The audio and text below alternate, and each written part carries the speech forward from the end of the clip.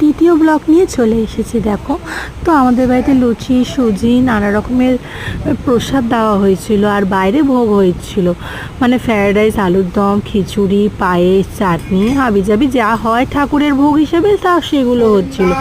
তো আমার বড়দা দেখো পুজো করছে।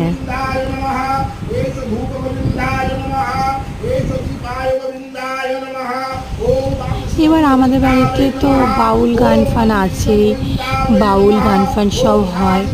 বাউল গান হচ্ছিল, মানে ওটা কীর্তন বলা যায়, কিন্তু কীর্তনও হয়েছে। কটা পাশের যেহেতু কাকু আছে, তো সে কাকু বাউল গান করে, উনি খুব ভালো বাউল গান করেন, অনেক বড় বড় জায়গায় প্রোগ্রাম করতে যায় ওই কাকু। তো ওই কাকুই প্রোগ্রাম করছিল। তো কাকু ছিল, কাকিমা ছিল, আর একটা দাদা এসেছিল, আর একটাও কাকু ছিল। তোমাদের সাথে সবটা তো শেয়ার করতে পারছি না, তো যেইটুকুনো করেছি। তো ভালো লাগলে লাইক, কমেন্ট, শেয়ার, সাবস্ক্রাইব।